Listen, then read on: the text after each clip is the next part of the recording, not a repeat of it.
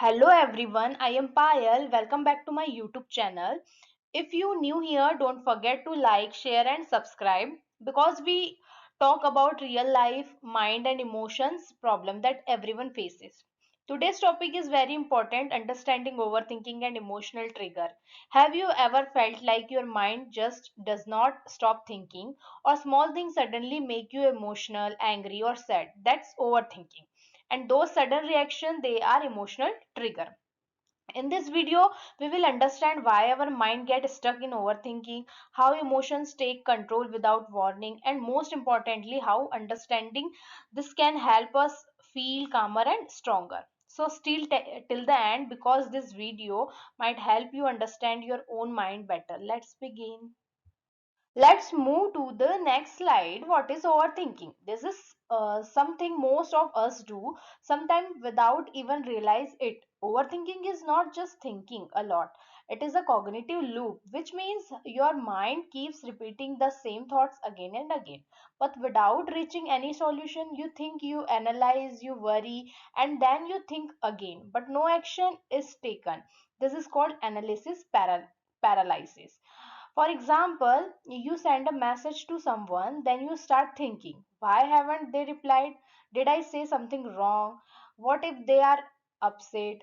One small thought trigger another, and slowly it creates stress and emotional distress. One worry triggers another, and that's how we go deeper and deeper into overthinking.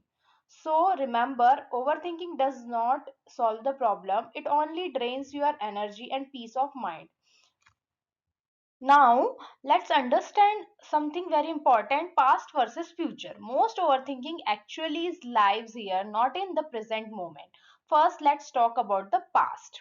When our mind keeps replaying old situations, mistakes, or moments and says, I should have said this, why did I do that? This is called rumination. It is connected to shame, regret, and guilt. The past is already gone, but our mind keeps pulling us back again and again. Now, let's talk about the future. Here comes worry. We starting imagining worst case scenarios. What if something goes wrong? What if I fail?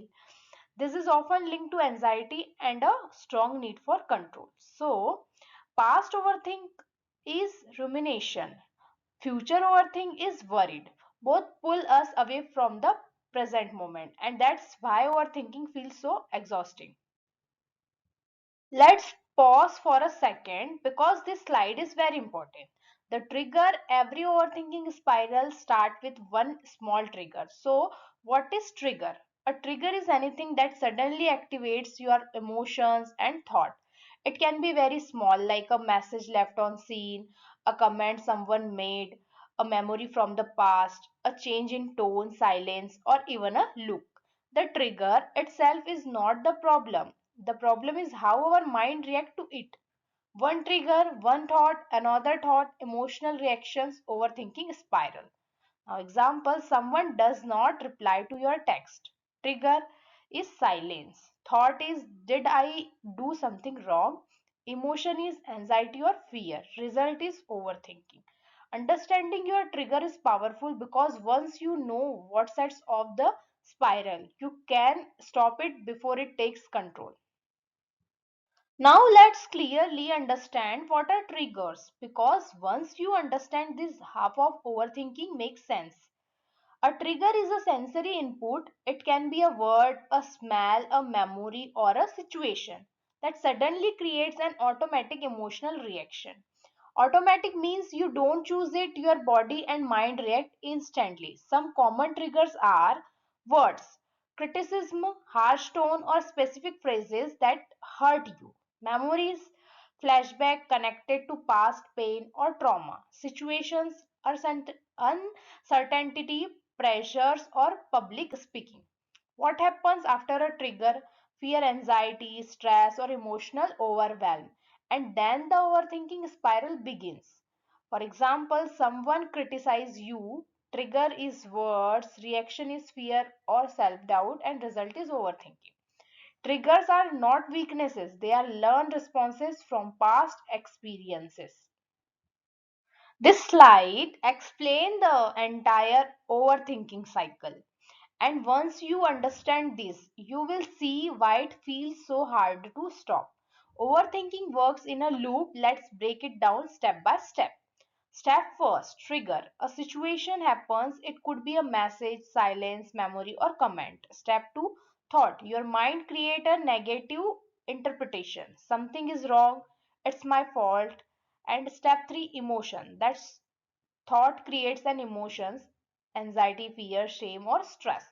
And step four, reaction. You react by avoiding, over analyzing, or feeling stuck. This is where paralysis happens. And here's the dangerous part, the reaction reinforces the thought, which makes the loop stronger next time. That's why overthinking feels automatic.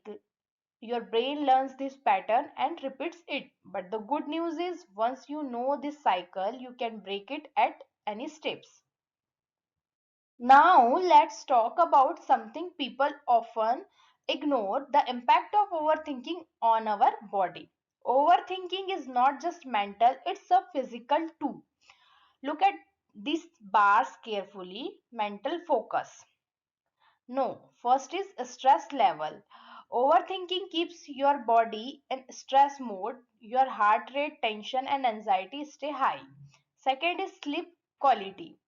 Thought don't stop at night. You lie in bed replaying everything, which leads to poor sleep or insomnia. And third is mental focus. When you overthink, your brain is busy fighting thoughts. That's why you feel confused, distracted, and unable to concentrate. Important line to remember, overthinking consumes the same energy as a physical workout, leaving you drained. That's why you feel tired even without doing anything. Then look at this graph carefully, anxiety versus time. This one picture explain a lot. On the bottom we have time spent overthinking. On the slide we have anxiety intensity. Notice the red line. As time spent overthinking increases, anxiety does not stay the same. It keeps rising. In the beginning, anxiety feels manageable, but when we keep replaying thoughts again and again, our system slowly moves toward overload. This is called system overload. Your mind and body can't handle constant stress forever. That's why overthinking leads to panic, emotional breakdowns, physical symptoms like headache or chest tightness. Important truth is, overthinking feels like problem solving, but in reality, it feeds anxiety. Now, we are going to talk about something super interesting, how your brain works when you feel stressed or emotional. Don't worry, I will explain everything. The brain made simple. Think of your brain like a team with two main players, the amygdala and second is the prefrontal cortex. So first is, this is your alarm bell. It reacts very fast when something feels scary, stressful, or emotional. It's like a smoke detector. It does not stop to think, it just rings loudly to protect you. That's why you suddenly feel your heart racing or you want to shout, run, or freeze. And the second, the prefrontal cortex, is the boss or CEO of your brain. It helps you plan, think clearly, and make smart choices. But here's the tricky part, when the alarm bell amygdala gets too loud, it can hijack the boss. That means your logic thinking shut down and emotional take over. Now, in simple words, when you are triggered, your brain alarm system can overpower your thinking system. That's why people something say think they regret or act without control.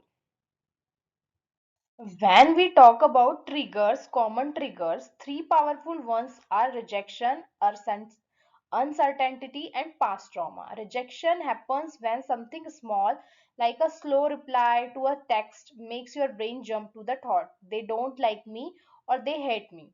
It touches our deep need to belong and be accepted.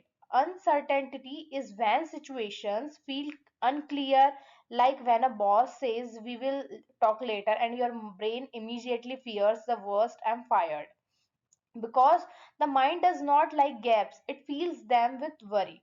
And third is past trauma is even stronger. Something as simple as a smell, sound, or place can suddenly brings back painful memories, making you feel like you are reliving the events. In all three cases, the amygdala, the alarm bell, reacts quickly, flooding you with stress, while the prefrontal cortex, the logical CEO, gets hijacked, shutting down clear thinking. That's why these triggers feel so overwhelming. The key is to notice them, pause, and use calming strategies so your thinking brain can come back online and help you respond with clarity instead of fear. When we feel emotionally overwhelmed, our brain often gets stuck in a loop of overthinking and stress. The break this loop and feel guarded again. There are some simple but powerful strategies you can use. First, build awareness by saying out loud, I'm overthinking. This helps you notice what's happening instead of getting lost in it. Next, try the 5 4 3 2 1 technique, which uses your five senses to bring you back to the present moment. Notice five things you can see, four you can touch, three you can hear, two you can smell, and one you can taste.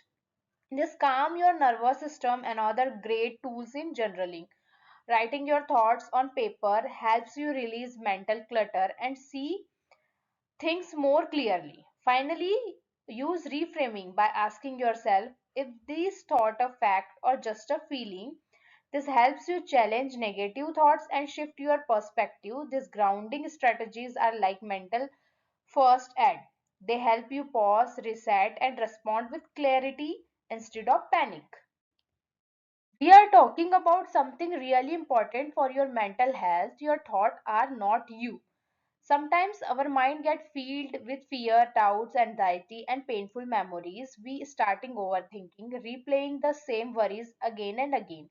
This is called rumination, and it can make us feel stuck or overwhelmed. But here's the truth: you are not your thoughts. Just because a thought enter your mind does not mean it's true. That is defines who you are. Thank you for watching. If you found this video helpful, please like and share it, and don't forget to subscribe. See you in the next video. Until then, stay curious and stay kind.